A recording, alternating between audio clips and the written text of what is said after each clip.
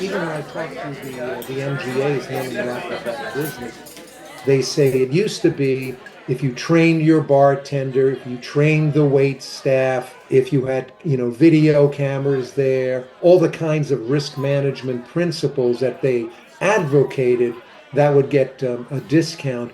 But even now, the premiums have gotten so high that a discount doesn't help the situation. So South Carolina is kind of the poster child for bars closing around the country. This is happening in the states that have what are called dram shop laws.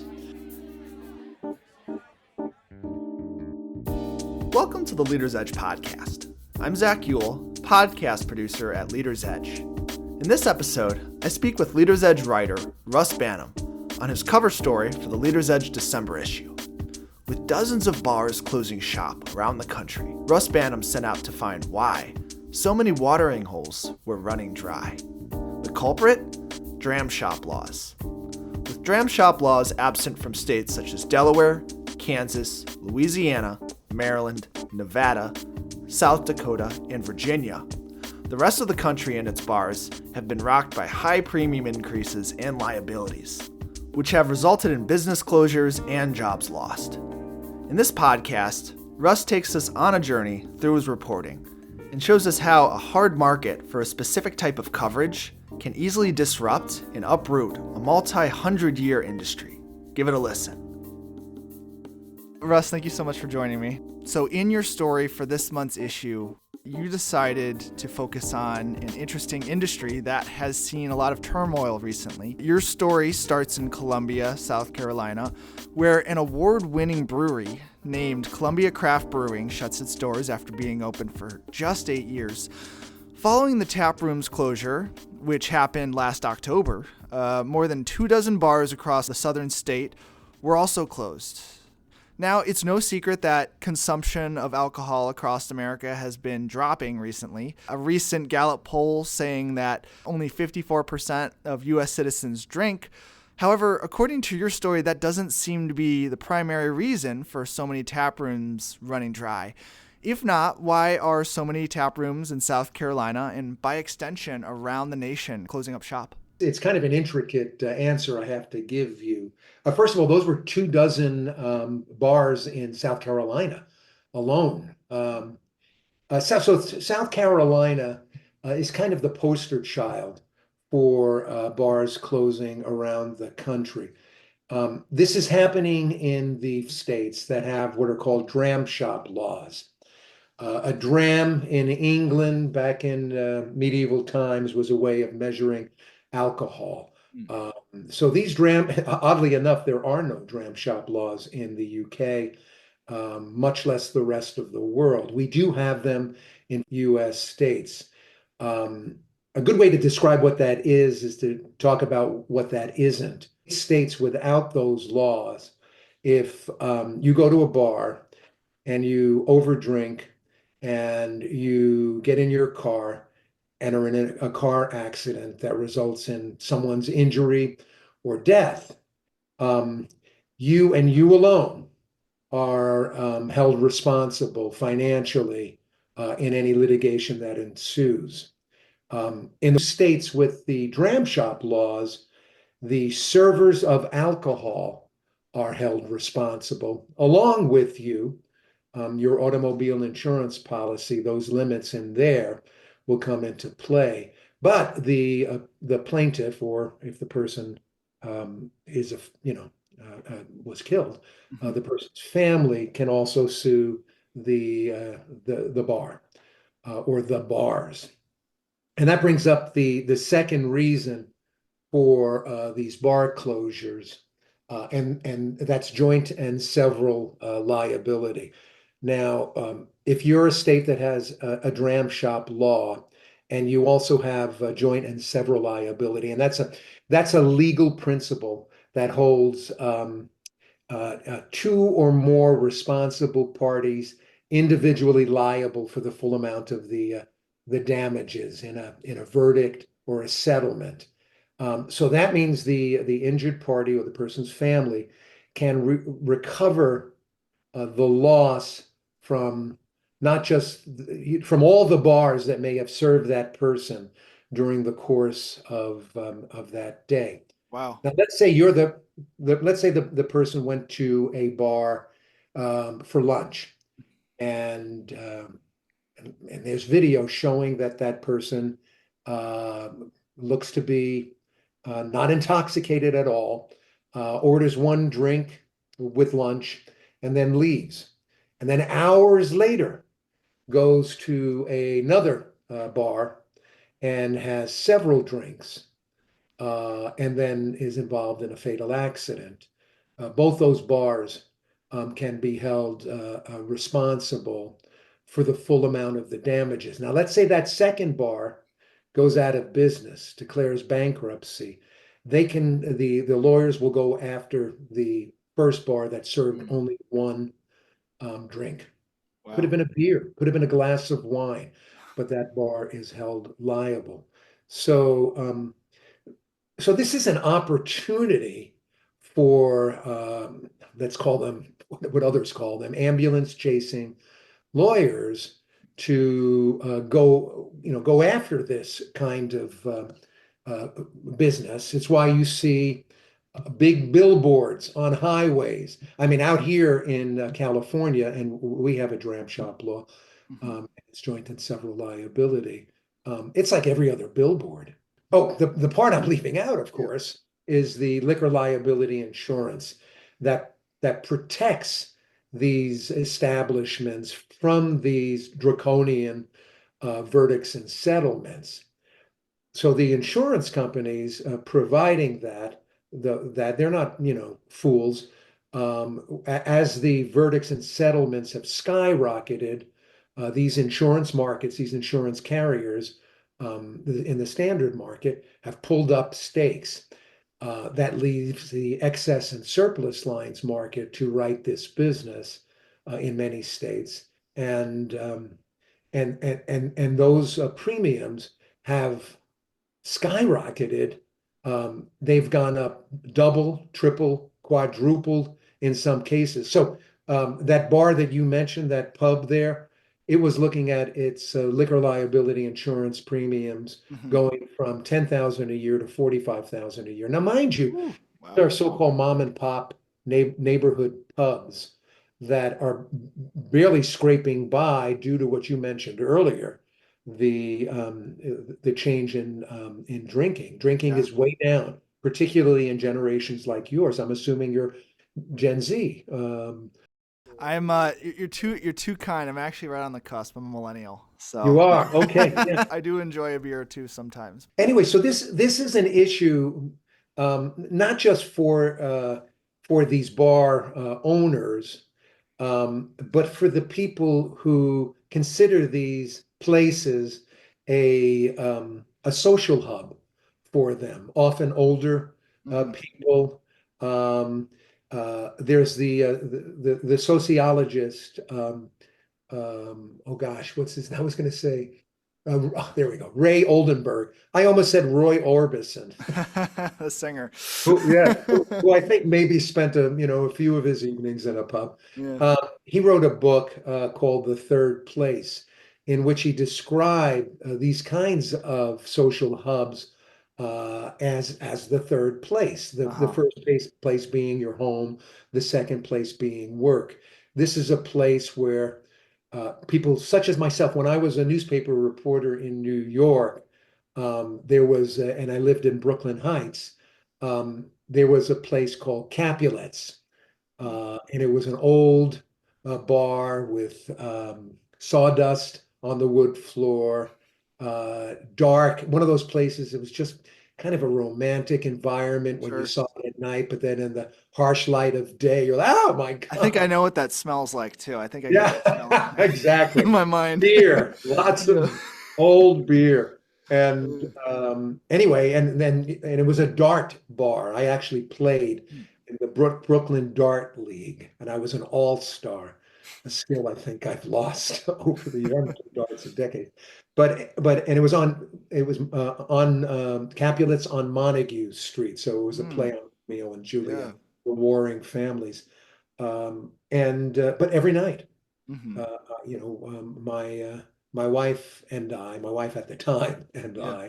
I've since remarried, would go there, and we had lots of friends, and it was important to us before we had kids. No, that makes total sense. I mean, I'm from the Midwest, and I got a lot of family in Wisconsin, and a lot of those small little pubs and bars. Like honestly, you have a small town. You got two churches, one post office, one diner, and one pub, and then that's like where the community coalesces to watch the Packers game or Bears game, give or take. So South Carolina is the epicenter for this crisis, and there's not much they can do. I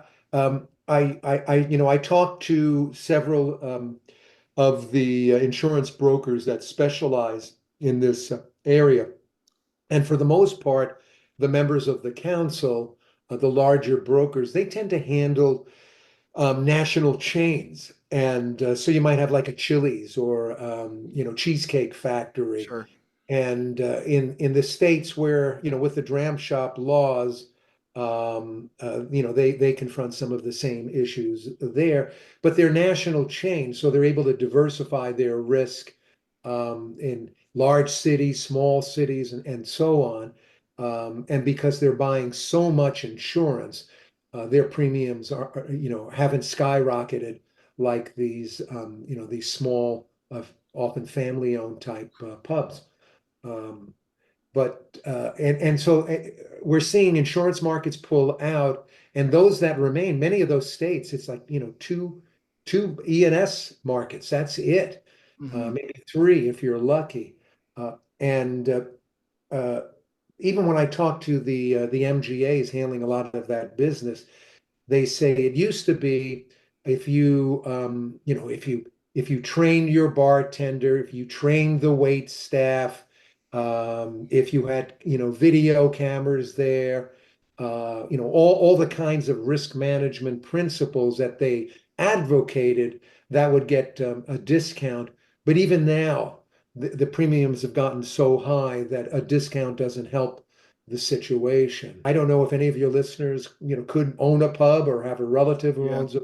My dad, his family growing up, they ran a bar restaurant. So in Maryland actually. Maryland does not have a dram shop Nope, laws. they did not. I was wondering if you could tell me more about the people you spoke with in your story and what their reasonings were for tackling this issue of skyrocketing liquor liability insurance premiums. Like you got a wide variety of people, which I thought was interesting. You got a professor from University of South Carolina. Yeah, so that professor is Bob Hartwig, whom your audience will instantly know. Bob was the chief economist at the Insurance Information Institute for many years, and then became the president of the Triple I. I've known Bob for, well, since he came to the Triple I. He remembers me as the first person to ever interview him. And Hmm. Bob is famous and should be Yeah. across the insurance industry.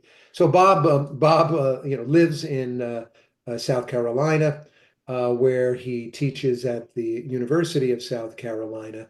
He's an associate professor of finance there now. There are few people who know more about insurance and can speak so intelligently about it. Bob, I don't want to make it sound like he is an habitué of pubs, but there that one particular pub you mentioned at the outset of our discussion, Woody's, is a pub that Bob knew well, and actually the idea for this story, I follow Bob on LinkedIn, he follows me, Hmm. uh, and he mentioned that it had. Went out of business. It was a great place. He and his wife enjoyed going there. So that's where I got the idea to write this article. And Yeah. Sandy Laycox, the editor, she thought it would be a great story Yeah. for the magazine. I did some research. I found an organization in South Carolina called SC for South Carolina, venue crisis, Hmm. and met a one of the leaders of that organization. That organization is a grassroots nonprofit looking to bring attention to this issue. They were successful in getting some reforms in South Carolina's law that will come into effect January 1. They think they're happy with some of the changes in the law. For example, there was a rule that required bars to have a minimum of $1 million in insurance. Some of them had difficulty, paying premiums for that much insurance. So now they can go lower, but they think it didn't go far enough Mm. uh, because it still allows, joint and several liability. So you could, again, sue a bar that had really no responsibility for a person's accident later on, being equally responsible as a bar that served multiple drinks to someone Sure. or several bars. Yeah.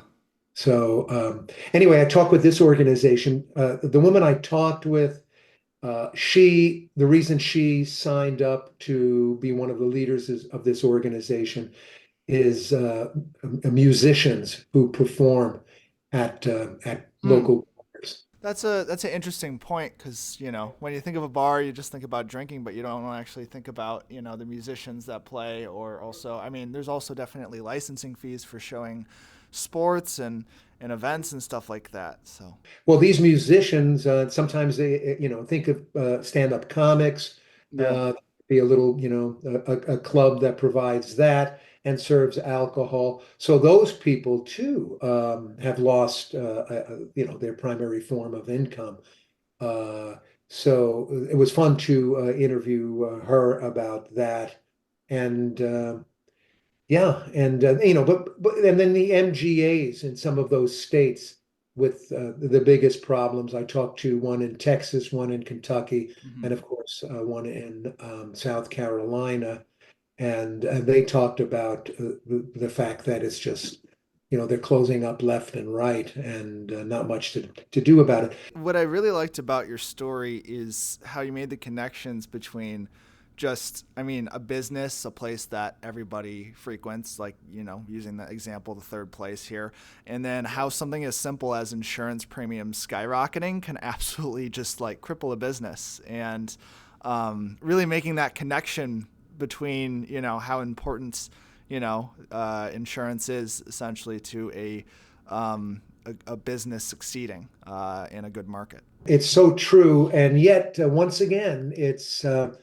the problem has to do with the legal establishment here. Not only do you have litigation funding as a source for some of these law firms who represent these plaintiffs to take on these cases, but I personally, I can't blame lawyers for doing, for making money where they can make Sure. money.